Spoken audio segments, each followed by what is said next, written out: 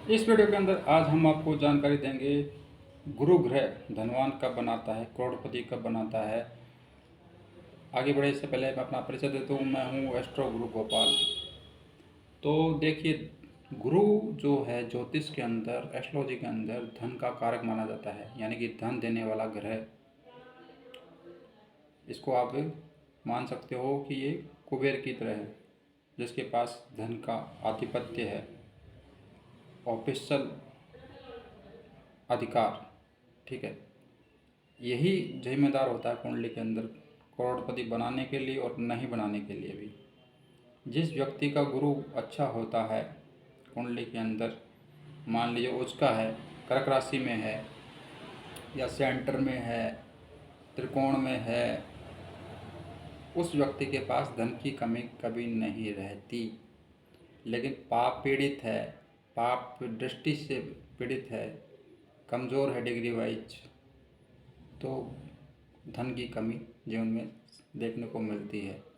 क्योंकि गुरु ग्रह ऐसा है, जहाँ पर देखता है वहाँ पर धन की बरसात कर देता है। जब भी धन मिलता है मतलब कि बेतहाशा धन मिलता है।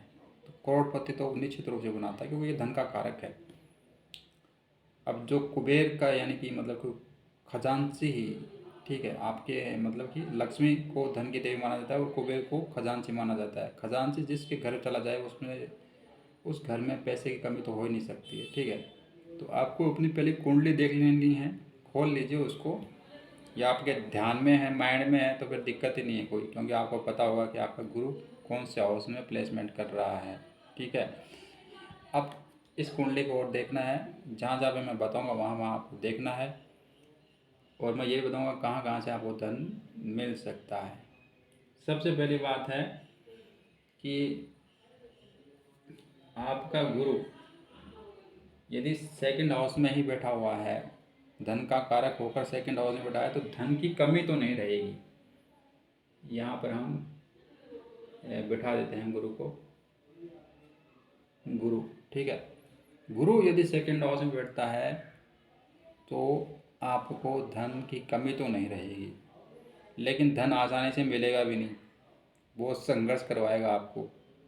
क्योंकि गुरु के बारे में कहा जाता है कि ये जहाँ बैठता है वहाँ का हानि करता है, नुकसान करता है, धन देने में दिक्कतें आती हैं, प्रॉब्लम आती हैं आपको लेने के अंदर, कमाने के अंदर। शुरुआती आपकी जो लाइफ रहेगी 25-30 साल तक की, उसमें बहुत संघर्ष करवाएगा आपको धन के लिए। हो सकता है आप बेरोज़गार रहें या कुछ रोज़गार से आपको इतना धन ना मिले, लेकिन जैसे जैसे उम्र बढ़ती जाएगी वैसे वैसे आपको ये जॉब के थ्रू धन दिलाएगा। जैसे जैसे आप अपना जॉब पकड़ेंगे, कोई ना कोई काम धंधा करेंगे, तो आपको जॉब के थ्रू धन मिलने लगेगा। जॉब भी कैसा, जैसा कोई कोई आप एस्ट्रोलॉजर बन जाओ या डॉक्टर बन जाओ वगैरह वगैरह, जैसे लोगों की सेवा करोगे, सर्विस करने वाला कोई काम करोगे, तो जैसे जैसे आप रेमेडीज़ करोगे, लोगों की सेवा करोगे सेवा भाव से, तो वैसे वैसे लोग आपको धन देंगे। ठीक है, सर्विस से आपको धन मिलेगा या लोगों की सेवा करने से। तो एक तो ये हो गया यहाँ पर। और नहीं है तो आप, गुरु किसका कारक है? धर्म का कारक, पूजा पाठ का कारक, उससे भी आप धन कमा सकते हो। ठीक है, पूजा पाठ करके या पंडित पुजारी बन करके, या बैंक में कोई नौकरी लग जाए आपकी वगैरह वगैरह, या शिक्षा विभाग में नौकरी लग जाए, क्योंकि गुरु शिक्षा का कारक भी है। ठीक है, तो एजुकेशन से भी आप धन कमा सकते हो। क्योंकि कोई भी घर बैठता है तो वो कहाँ से धन देगा? ठीक है, आपका मामा जी आया तो अपने बैंक अकाउंट से निकाल कर आपको पैसा देगा। ठीक है, तो गुरु कहाँ कहाँ से आपको धन देगा? जो इसके अधिकार में जो जॉब आते हैं उन्हीं से आपको ये धन देगा। ठीक है, तो यहाँ पर गुरु आपको बेतहाशा धन देगा, लेकिन शुरुआती ज़िंदगी में नहीं देगा, बाद में देगा। आफ्टर 35-40 के बाद में बेतहाशा धन देगा। और यहाँ पर यदि आपका गुरु बैठा हुआ है तो आपको जो धन मिलेगा वो मान सम्मान सहित मिलेगा। एक तो होता है ना कि किसी को जैसे बेइज्जती करने वाले धंधे करके मिलता है, आप जानते ही हैं ना, थर्ड क्लास धंधे भी होते हैं हमारे दुनिया के अंदर, तो उससे भी धन मिल जाता है लोगों को। या ब्लैक के काम करके, 2 नंबर के काले काम करके भी पैसा कमाते हैं लोग। लेकिन आपके साथ ऐसा नहीं होगा। आप कोई भी जो जो भी काम करोगे वो मान सम्मानित होगा। जैसे ज्योतिष का काम हो गया है, डॉक्टर हो गया है, इंजीनियर हो गया है, ये सोसाइटी में, समाज में इनको इज्जत की नज़रों से देखा जाता है। ठीक है, तो आपको अच्छा खासा धन मिलेगा और वो भी मान सम्मान के साथ। लोग आपको अपने सर माथे पे लेंगे, ठीक है, फिर पैसा देंगे। तो रिस्पेक्ट के साथ, मनी विथ रिस्पेक्ट। ठीक है, तो ये हो गया सेकंड स्थान में गुरु है तो किस प्रकार से आपको धन देगा। अब मैं बताता हूँ कहाँ कहाँ बैठ करके ये आपको बेतहाशा धन देगा। यदि गुरु यहाँ पर बैठा हुआ है आपके 6th हाउस में, ठीक है, 6th हाउस में गुरु बैठ गया है आपके, तो आपको करोड़पति, खरबपति तक बना सकता है। करोड़पति, खरबपति तक बना सकता है। श्री अमिताभ बच्चन जी की कुंडली में आप देखेंगे कि गुरु 6th हाउस में प्लेसमेंट कर रहा है, लेकिन वहाँ पर ये धन भाव का स्वामी होकर के 6th हाउस में है, इसलिए उनके ऊपर कर्जा वगैरह भी चढ़ गया। ये एक अलग ही एक रीजन है, सूत्र है कि कर्जा क्यों चढ़ता है। लेकिन गुरु आपके 6th हाउस में बैठा है तो आप पे कर्जा तो चढ़ेगा ही चढ़ेगा, लेकिन कर्जा उतार भी आप देंगे और आपको जो धन मिलेगा आप करोड़पति, खरबपति बनेंगे। कहना बड़े लोगों के बड़े खर्चे होते हैं, जैसे अमिताभ बच्चन के बड़े खर्चे थे फिल्म इंडस्ट्री में। ABSL कंपनी खोल ली, अनुभव कुछ था नहीं और स्टाफ के कर्मचारियों ने भ्रष्टाचार कर दिया और कर्जा इनके ऊपर चढ़ गया, ABSL कंपनी डूब गई। तो कहने का मतलब है कि आदमी अपनी महत्वाकांक्षाओं को पूरा करने के लिए कर्जा लेता है 6th हाउस में गुरु हो तो, और उसके ऊपर कर्जा चढ़ जाता है, फिर उसको उतारने के लिए उसको कोई ना कोई जॉब भी ये गुरु ही दिलाता है।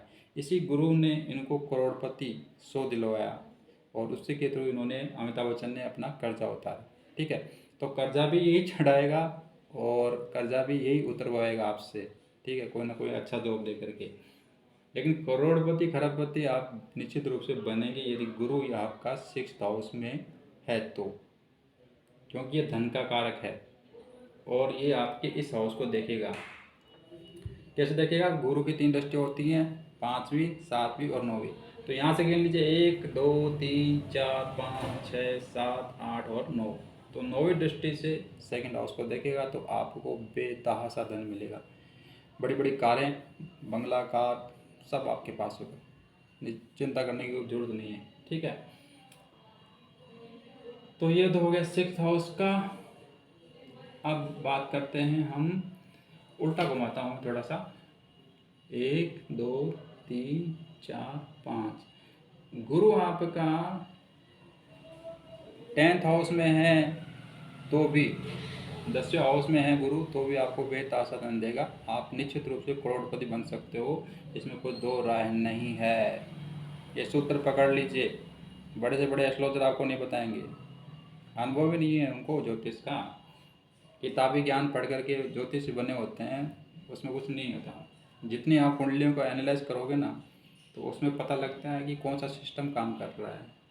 ठीक है, तो भैया आँखों देखी नहीं, जैसे कहते हैं, एक तो मैप में देखकर आप किसी शहर के बारे में बताते हो कि यहाँ पर ये है, वहाँ पर ये है। एक होता है उस शहर के अंदर घूम घूम कर, साल 2 साल आप उस शहर के अंदर घूम लो तो आपको सारा आइडिया होता है कि कौन सी गली कहाँ पर जा रही है, कौन सी लैंडमार्क कहाँ पर है, कौन सा मंजिल कहाँ पर है, कौन सा मंदिर कहाँ पर है, कौन सी धर्मशाला कहाँ पर है, ये रोड कहाँ पर जाती है, ये रोड कहाँ पर जाती है, सब कुछ आपको पता लग जाता है। तो जितनी कुंडलियों का आप एनालाइज करते हो ना उतना ही आपको अनुभव होता जाता है। ठीक है, आपका गुरु यदि 10th हाउस में है तो आपको निश्चित रूप से करोड़पति बनाएगा, बेतहाशा धन देगा, अरबपति, खरबपति तक भी बन सकते हो। ये हो गया, उल्टा घुमा दिया मैंने। 1 2 3 4, 5 यहाँ आ गया, 6 और 7। यदि यहाँ आपका गुरु आता है तो भी आपको बेतहाशा धन देगा, बेतहाशा करोड़पति, खरबपति बनाएगा आपको। ठीक है, तो भैया ये थे सूत्र गुरु के। पहला सूत्र, 2nd हाउस में गुरु बैठता है तो आपको करोड़पति, खरबपति बना सकता है, लेकिन चांसेस कम रहेंगे, 60%, 50% मान के चलिए। यहाँ पर 6th हाउस में गुरु बैठता है तो 90% चांसेस हैं आपके करोड़पति, खरबपति बनने के। यहाँ पर बैठता है तो 70-80% चांसेस रहेंगे और यहाँ पर यदि आपका गुरु है 10th हाउस में लगन कुंडली में, नवमांश कुंडली 10वां कुंडली नहीं देखनी है, सिर्फ लगन कुंडली देखनी है, उसमें यदि गुरु यहाँ पर है आपका, तो आपका 90% चांसेस है करोड़पति खरबपति बनने का। ये सूत्र पकड़ के रखिएगा। बहुत बहुत धन्यवाद। वीडियो को शेयर कर दीजिए ताकि दूसरे लोगों तक पहुंच सके, और चैनल पर नए हैं तो इसको सब्सक्राइब कर दीजिए ताकि नए वीडियो की सूचना, ऐसे वीडियो आप देखते रहें और सूचना आपको मिल सके। बहुत बहुत धन्यवाद वीडियो देखने के लिए।